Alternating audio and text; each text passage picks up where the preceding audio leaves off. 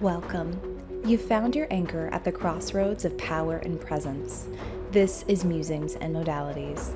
It's time to move beyond the noise and cultivate a legacy rooted in values aligned leadership and earth energy.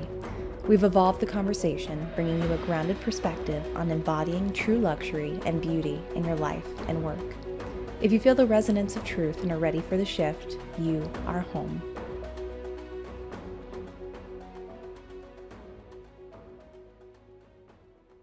Hi, everyone, and welcome to Musings and Modalities. I'm Tristen Stawicki, and I'm so excited for today's episode entitled The Messy Middle: Identity Shifts, Healing, and Reinvention with Sandy Davis. Before I dive into the episode, I do want to discuss my summer offer. You've spent decades building a life that looks successful, but you know your profound legacy is meant to be far greater than your current output. If corporate exhaustion and uncertainty are blocking your path, it's time for a decisive change. This 12-week one-on-one Musings and Modality container is the definitive strategic framework designed to eliminate burnout and anchor you into your most impactful decade. This is not a surface level coaching, it is the energetic and strategic makeover required to claim your next level. This includes radical clarity, where you will define the exact blueprint of your legacy and implement a value aligned strategy to build it, ensuring every action aligns with your true purpose. This includes unshakable authority, where you exchange the need for external validation with grounded self trust, positioning you as the leading embodied authority you are meant to be. And this also includes proven results. Clients consistently report feeling inspired, lighter, and more in tune with themselves after our sessions. You don't only get the tools, you also get that transformation that delivers immediate, measurable relief from the tired, mad, and blah cycle. With only 4 exclusive slots available, this opportunity is reserved for those who are ready to commit to their quantum leap in impact and income. Stop overthinking and start leading from your truth. Book your discovery call today at musingsandmodalities.com and step into your true power. And now I'd love to introduce Sandy Davis. Sandy is incredible. She is a fractional COO, founder of Elevate Operations Advisory, and the creator and voice behind Elevate Within, a platform and podcast dedicated to honest conversations around reinvention, healing, and entrepreneurship, identity, and what it truly takes to rebuild your life from the inside out. After navigating a season of profound loss, burnout, corporate exhaustion, and major life transition in her 50s, Sandy turned her experience into a mission, helping others rebuild both professionally and personally without losing themselves in the process. Through Elevate Within, she created the space she most needed herself, a space where women can tell the truth about what it really takes to start over, rediscover themselves, and navigate grief, uncertainty, heal from burnout, and step into the next version of their lives with honesty and with courage. Sandy believes growth should never require self-abandonment. I adore you. I love your intro and everything that was just shared about you. How are you? And welcome to the show. Thank you for having me. I'm great. I'm great. Oh, gorgeous. Yes. So, we talked a little bit in the intro about Elevate Within, but let's talk about really the heart behind it and what led you to create this and more about your experiences. Sure. It actually was a perfect storm. So I would say it would start with corporate burnout. So I have been in regional operations and national operations for investment banking when I was in New York, and then moved to California 18 years ago and got into commercial real estate into operations. And so that's, aging myself, but yes, over 25 years of doing that. And what I realized as women, realize now, not at the time, women, high achieving women, we tend to burn out quickly. We are the ones that stay late in the office. We do the heavy lifting. We have to put on different versions of ourselves, to fit in rooms that honestly sometimes we outgrew, to an identity to make others feel safe, to be soft spoken even when we're not. So there's all these different versions. And throughout my career, I sacrificed like not getting married, not being able to have children because I was just so burnt out. Um, really that sacrifice for most women of like, hey, we have to just keep working hard.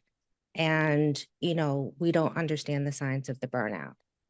Then about 2.5 years ago, I lost both my parents within 37 days of each other.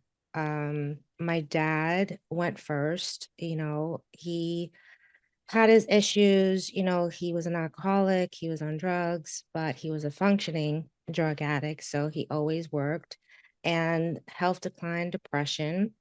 Um, and he, thankfully went peacefully. So I flew back out to New York to handle his affairs, and his funeral was on my mom's 73rd birthday.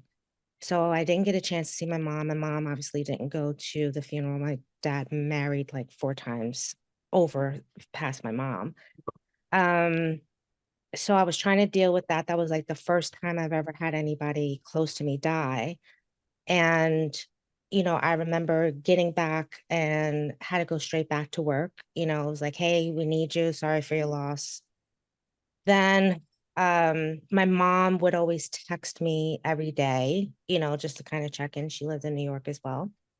And then I think I stopped receiving her text messages after Tuesday. So by Friday or Saturday, I didn't hear from her. I'm calling. So I called the police and Yonkers police to do a wellness check. It takes them 45 minutes to get into her door, only to hear on the other end, we're sorry for your loss. And at that moment, I remember sitting in my kitchen and everything just went white. It was like a void. And uh, the survival autopilot of like, okay, I was in charge of handling my mom's affairs. So I'm like, all right, I have to do this, do that, do this. And I don't think I was feeling anything. By the time I got back to New York to empty out her apartment that she lived in for close to 40 years, finding the treasures, her journals, packing up stuff that I remember when I was a little girl. And, having work talking about, hey, it's budget season, we need for you to get back here as soon as possible. And you don't think about it at the time because you're so used to being on call and to um, being service first to where you work and not to yourself. So I got back after handling my mom's affairs, and I was still in that void. I was still in that I don't have a purpose. I don't know who I am anymore. All the identities that I had garnered over the decades, everything was just gone. And I was literally broken. And then to top it off, the perfect storm was I was about to turn 50. So dealing with the premenopause, the hormones, the the loneliness that we feel being the strong one. We don't share our stories with others. We don't share when we're hurting with anybody else. So it became an epidemic for myself, and I know for other women, where it was like, hey, the loneliness, the grief, the burnout, we just can't deal with that anymore. So I literally, I was laughing to myself because I was like, I've spent decades building operational infrastructures for businesses. But when my own life unraveled emotionally, I realized no one teaches women how to rebuild themselves. So that started me to doing my own self therapy. And I don't recommend that for anybody. It was just at that time I was in such dire need and in this void, severe depression, not understanding my purpose. I had to start doing something for myself right away. So I had to go through the different versions of myself, the childhood, had the childhood trauma growing up, the 20-year-old version where you're getting into corporate America, understanding like what was the drive, why did you do what you have to do? Where did you lose your authentic self? And the 30s and 40s. And I actually wrote about this when I was journaling. It's called It Still Fits. 30s and 40s for most women, we're already into our careers, or you're married, you have children, and we're just an act of service, and we are afraid of losing anything that we have obtained, so to speak. So I wanted to go through each phase of that and kind of identify and heal, give myself grace, um, you know, uh, give myself forgiveness for just trying to navigate through this life, right? So with the journaling, my friends was like, Cindy, this is a great thing that you're doing. You should probably share it on Substack. Never heard of that. And I was like, you know what? Why not? It might help one or two women to do it. So I started writing a piece. It's called It Still Fits, the different identities of ourselves in a wardrobe. And coming to that realization where you see in the back of the closet, there is a version of you that is in cleaner's plastic bag, and you pull it out and you haven't worn it in, 30 years. And there's no word for it, but it's that feeling of when you put on something that you haven't worn in a decade or whatever, and it still fits. And you're kind of like twirling around, be like, oh, this looks great. Like I still got it. You feel like you're coming back to your true self. And with that, those pieces, talking about um the forgiveness with my mom, um, you know, putting a piece together. She gave me what she could so I can become who she couldn't. Um, and writing that piece, writing about the piece with my dad and my relationship and how he taught me how to play chess at 5 years old. Then realizing, like, hey, we need to start teaching each other how to rebuild ourselves. And in order to do that, we have to talk about that messy middle of our lives, the unedited version of our stories, not just to others, but also for ourselves, in order to start to heal and understand. So it was resonating with women to the point where I was like, all right, I started reaching out to other women. Women were reaching out to me, calling like, hey, I would love to talk to you. I want to tell my story. And I realized there was a commonality of what we were all experiencing as women with our bodies, with high achieving women, the burnout, how we still navigate through the life, the grief, and not understanding the tools that we were never really taught on how to rebuild, how to come out of it, how to stop living in survival mode, and really protecting ourselves as women, understanding the tools that is needed to rebuild and come back to our authentic selves and shed what we were taught generationally, where we had to shrink ourselves, where we had to appear a certain way, and navigate and not be your true self. So, with listening to other women's stories, I was like, you know what? This is my new purpose. I have more years behind me than in front of me, and as far as career. So I wanted to start helping other women and providing a platform. So Elevate Within became the space, I wish I had when I was going through what I was going through. And I didn't want a polished version. I wanted the real stories, the real messy middles, and we help each other. That's so beautiful. First, thank you so much for so vulnerably sharing your experience. I'm so sorry for the loss of both your Thank parents. you. Thank you. Of course. What struck me in kind of when you were talking about elevate within was we've been taught to endure, right? We've been taught to endure and not to thrive because if we're thriving, it's typically from a place of burnout, which isn't sustainable. And then it's at that cost, that sacrifice you mentioned at the beginning of the call. And so just sitting with that of like, what does that say about like what we've taught others, what we've continued to share and how we go like, no, that's not going to be our story. That's not the story I want for women I know, for myself. And so that's so beautiful that not only did you find something that resonated with you and helped you through your healing journey, but also that struck a chord with so many other women. I mean, we've talked about how quickly Elevate Within is growing and will continue to grow in the vision that you have, which is so beautiful because it's needed. It's exactly the right moment for this. Yeah, absolutely. And what I've also learned from other women is that, as you said, we were not taught to articulate our feelings. Or, at least, I'm a Gen X. So I think today there's a lot more labels to what we go through. Where at the time, in my 20s and my parents and grandparents, there was no title, there was no language for this. This was just like, hey, this is normal. You get burnout. So what? This is part of life. This is what you get through. Um, as women, if we articulate how we feel, we're really not supposed to. And we Mm. come off too emotional, or it's like, stop, you're in a high position, you know, put those feelings away. Or we're high maintenance, right? Which they love to use that, which is like, no, just asking for basic human needs, actually. That's not high maintenance.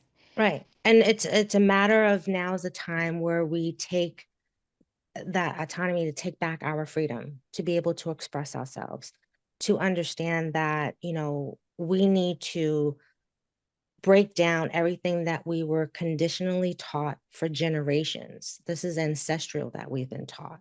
And if you go through like the decades that what women have gone through, that shaped us from our parents and grandparents. And my realization of all of this is like, hey, I need to break all of that. I need to break all of that and understand the tools and then share it with other women. Like it's okay to be your authentic self. It's okay.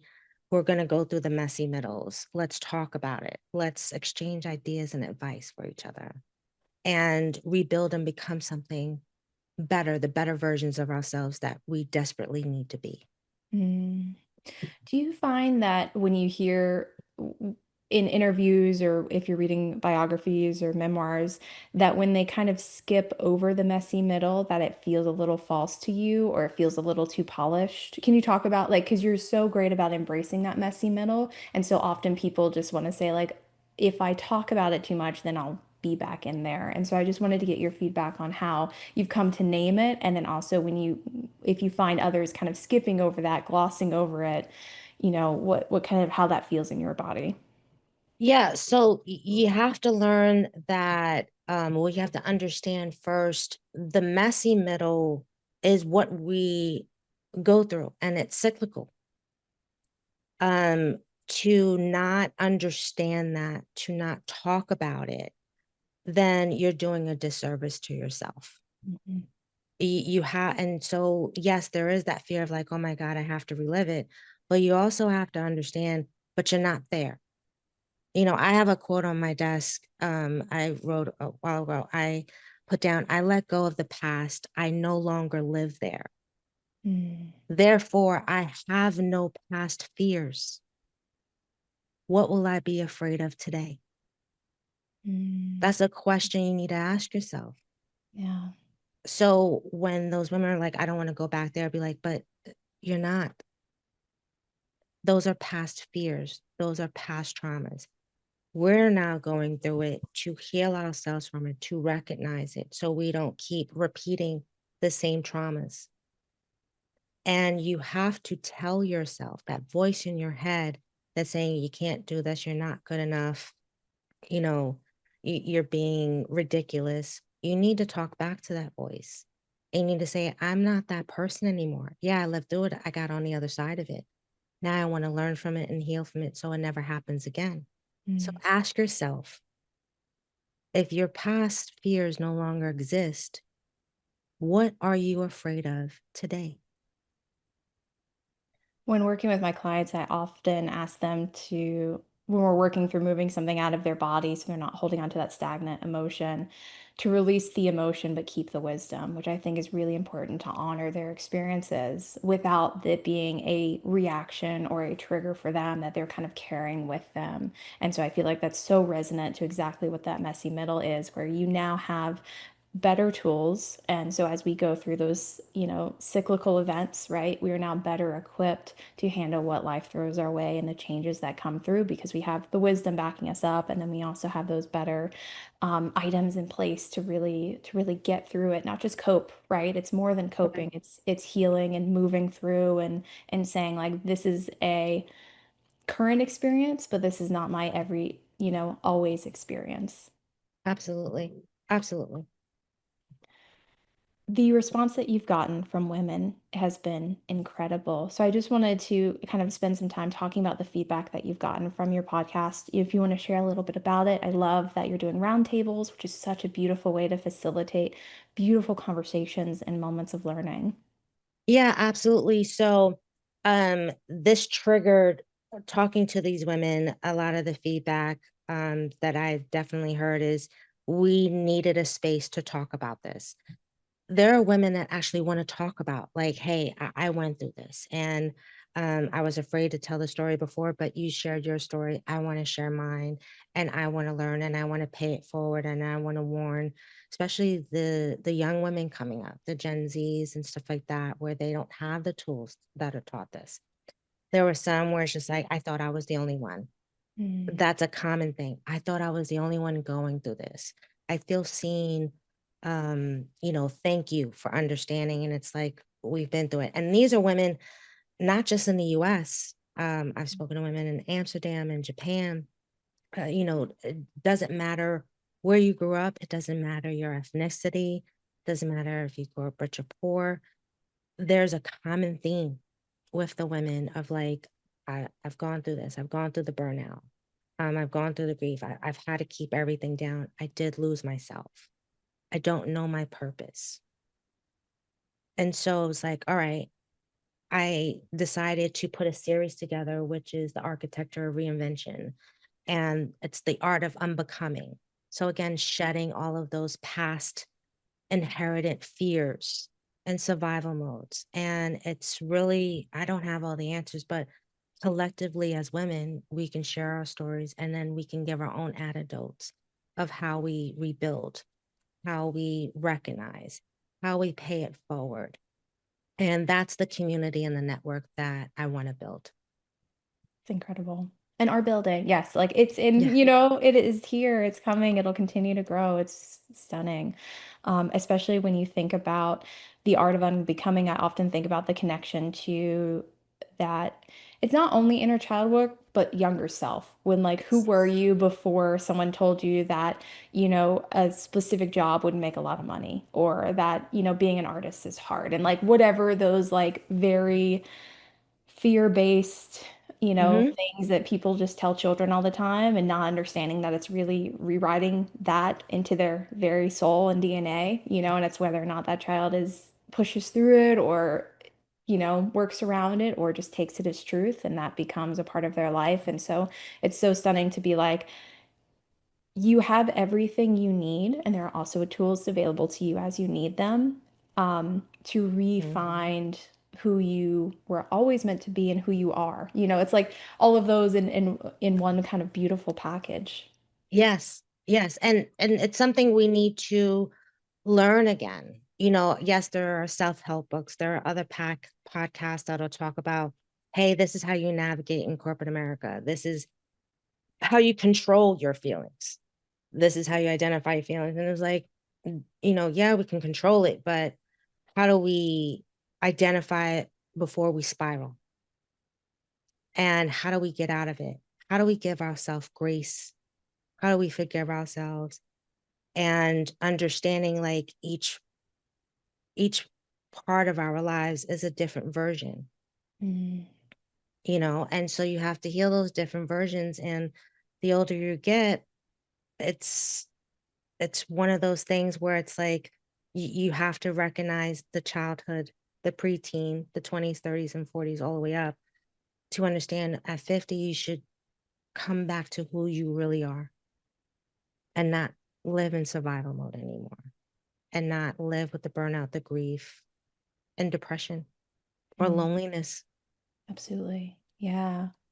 I was at a dinner this week where several of the women talked about their sacrifices, right? Whether that was they chose not to be married or stay married, chose not to have children, or different conversations around that. And so I think one of the goals I'm holding close to me is how we can help before I've had it. I'm not yet 50. I've had it explained to me from a few people anecdotally that they felt like when they turned 50 overnight, they got this like download of knowledge of like whether that is who they were is no longer fitting or there was something intrinsic within them that happened. And of course, I can't speak on it because I've not had it, but just sharing a Mhm. little bit about their story. And I also love the opportunity where your platform is giving the space to say, for those, in that are younger, here's what you can maybe learn from, maybe I don't want to say avoid, because if it's in their highest good to experience, we don't want them to avoid it, but maybe move through with greater ease because, you're able to hear these beautiful anecdotes for those that maybe didn't have that opportunity. And so that's really, really lovely. And, as we wrap up, I just wanted to thank you for your beautiful ability to hold space and create grounded spaces that are very supportive and safe. Is this a gift you've always had, or did this come, later? Uh, I think my friends, oh, I didn't know it. My friend said, Sandy, elevate within was always in you. Mm-hmm. I'm just now realizing that, Yeah. you know, definitely now realizing that. It's so beautiful. Where can the audience find you? Is there anything upcoming you love to share? Sure, yeah. So, again, as I mentioned, I'm going to be launching the Architect of Reinvention, the Art of Unbecoming. That drops in July. And it's going to be a conversation with 10 high achieving women, um, talking about their messy middle, talking about their experiences and how they got out of it. And then that'll be dropped on a Wednesday. And then Friday is going to be a roundtable discussion with, therapists, wellness coaches, so on and so forth, that talks on a higher level to give more tools for the women that's needed. And that you can find on Substack at Elevate Within, YouTube, Spotify, Apple Podcasts. For fractional COO work, you can find me at elevateopsadvisory.com. And on LinkedIn, you can find me under Sandra Davis. Thank you so much. All of that is also in the show notes. I so appreciate you being here today and sharing this beautiful, beautiful, and profound wisdom. Thank you. And thank you Thank all you. so much for watching Musings and Modalities. Tune in the second and fourth Thursdays of each month at 6:30 p.m. Pacific, or sorry, 3:30 p.m. Pacific, 6:30 p.m. Eastern for more fabulous episodes. Thanks for listening. Thank you.